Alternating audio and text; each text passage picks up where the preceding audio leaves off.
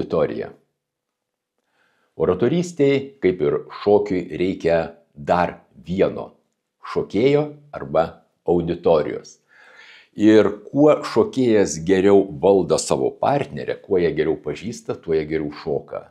Kuo kalbėtojas geriau pažįsta, išmano apie savo auditoriją, tuo jų bendravimas bus sėkmingesnis. Kokiagi gali būti ta auditorija?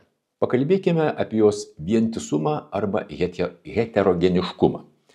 Vientisa auditorija visada yra paprastesnė, nes žmonės vienodai daugmaž viską supranta, vienodai reaguoja, tu žinai, kaip su jais bendrauti. Ką reiškia vientisa? Vientisa tai vien gydytojai, vien mokytojai, vien politikai, vien kareiviai, pensininkai, dideli, maži. Svarbiausia, kad tai būtų nemišri grupė. Kalbėti mišriai auditorijai žymiai sudėtingiau.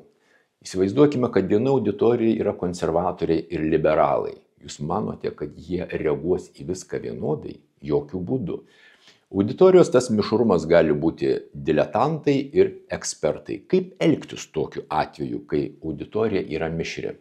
Sąlygiškai ją suskirstykite į dvi dalis – silpnesnėje ir stipresnėje. Ir daugiausiai dėmesio kreipkite, dirbkite su silpnąja auditorijos dalimi. Jeigu tai yra diletantai, tai jie kažko išmoks, o ekspertams tarsi viskas kartojasi, bet jie nors pasikartos. Jeigu auditorija yra vyresnė ir jaunesnė, daugiau dėmesio kreipkite jaunesnį auditorijai.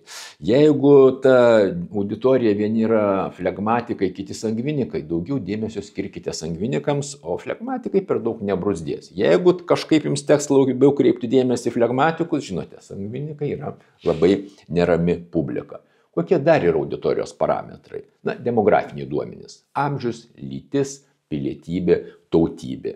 Išsilavinimas ir socialinė padėtis. Studentai, profesoriai, vadovai, darbininkai, kaimiečiai. Angažavimasis labai svarbu. Katalikai, komunistai, veganai, mėsėdžiai, girtuokliai, blaivininkai. Laikinos būsenos, karo pabėgėliai, ligoniai, nėščiosios. Labai įvairios gali būti auditorijos pagal hobį. Kačių mylėtojai ir šunų mylėtojai. Ir galų gale heterogenišką auditoriją mes vadinsime pažįstamą ir dar nepažįstamą auditoriją.